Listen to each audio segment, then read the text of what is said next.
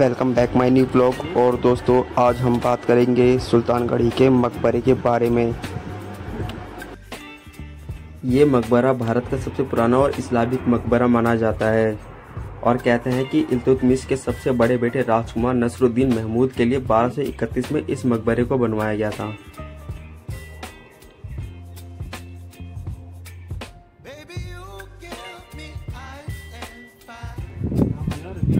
यहाँ की कब्रें हिंदू और मुस्लिम दोनों के लिए बहुत ही ज़्यादा पवित्र माना जाता है और कहते हैं कि यहाँ पर गुरुवार के दिन बहुत ज़्यादा भीड़ रहती है।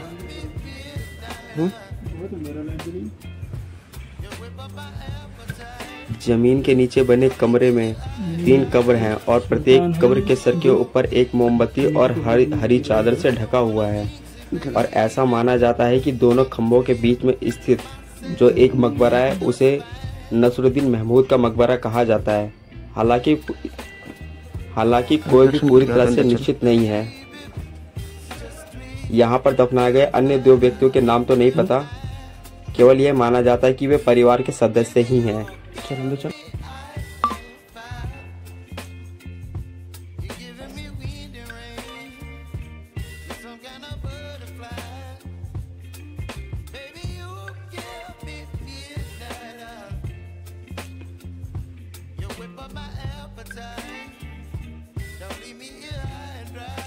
आंतरिक स्थान निश्चित रूप से शांति और शांति की भावना व्यक्त करता है, जो कई मामलों में एक छोटे बड़े आंगन वाली मस्जिद के समान है।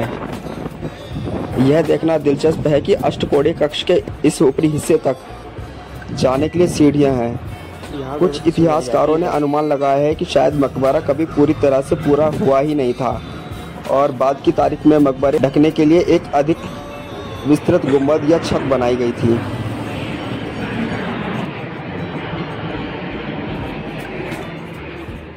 पश्चिमी किबला यानी प्रार्थना दीवार में कुरान के शिलालेखों के साथ साथ उत्तम तुर्की अफगान डिजाइन में सफ़ेद संगमरमर से बना मेहराब है, जिसके ऊपर एक विशाल पिरामिड नुमा छत है।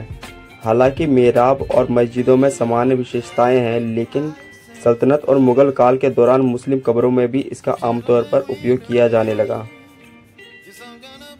इस पश्चिमी दीवार के सामने की ऊंचाई पर एक संगमरमर का छत है, जो फिरोज शाह तुगलक द्वारा सन 1351 से 88 के समय का बताया जाता है।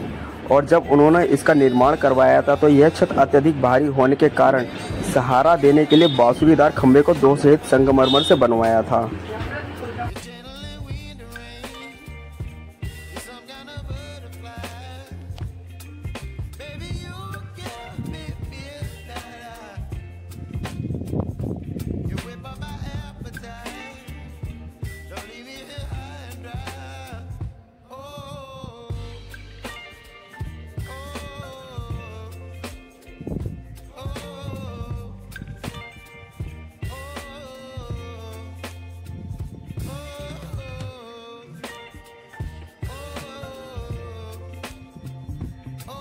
यहाँ की बाकी की वास्तुकला बिल्कुल सीधी सादी है और बाहरी दीवारों पर नियमित रूप से धनुषकार खिड़कियाँ बनी हुई है। साथ ही पूर्व और पश्चिम की ओर सरल आयतकार में युक्त एक आश्रय स्तंभ भी है।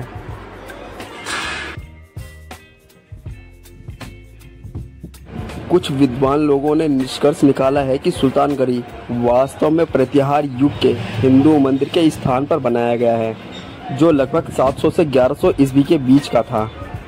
प्रिंस नसरुद्दीन महमूद को एक विनम्र और संत व्यक्ति माना जाता था, जो चाहते थे कि मृत्यु के बाद उन्हें एक शानदार और शाही कब्र में स्थापित करने के बजाय उन्हें एक गड्ढे में फेंक दिया जाए। और उनकी इच्छाएं कुछ हद तक पूरी हुई, क्योंकि उन्हें यहाँ एक भूमिगत तहखाने में दफनाया गया था और सुल्तानगढ़ी नाम इसी दफन कक्ष के नाम पर लिया गया है।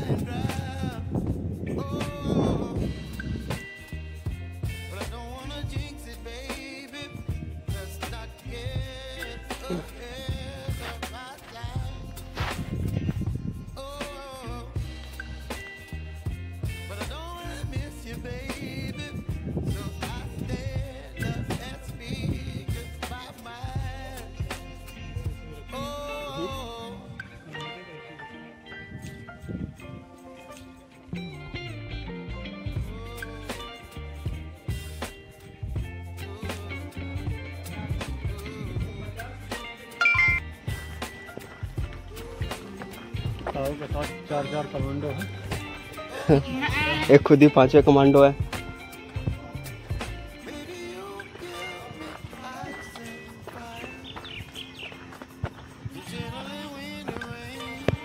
ये तो मजा आ रहा है।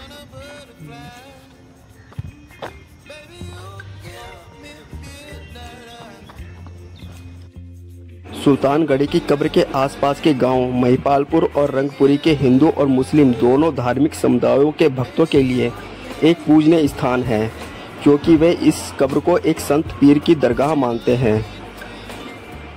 धार्मिक श्रद्धा के कारण स्मारक का रखरखाव शायद ASI की तुलना में स्थानीय लोगों द्वारा बेहतर किया जाता है और इस विरासत संरचना के औपचारिक संरक्षक भी हैं। कांटे कांटे भाई इनमें, बच के चलियो। कितना पुराना होगा ये।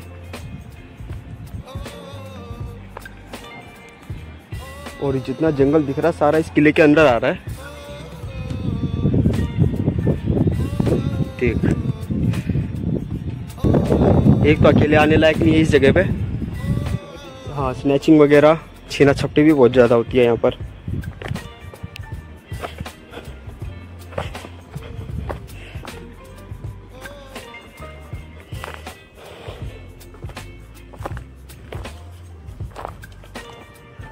अचानक से कोई भूत निकल कर आ जाए तो क्या करेगा?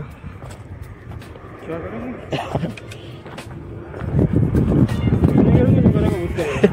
जो करेगा भूत करेगा, हम कुछ नहीं करेंगे।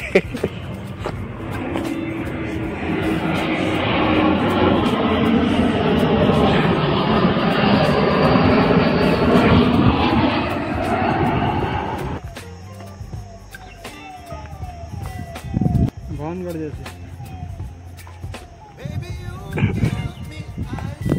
पूरा खतरनाक जंगल बना रखा है। इतना खतरनाक जंगल है। वो देख, वो जुआ वगैरह चल रहा है। हाँ, यहाँ आसपास चर्सी ज़्यादा घूमते हैं। देखा नहीं किले के ऊपर कितनी सारी दारू की बोतल, पानी की बोतल पड़ी हुई है।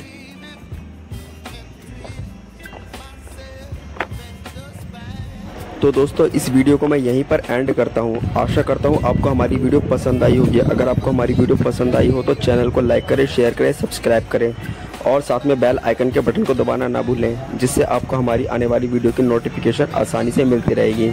धन्यवाद।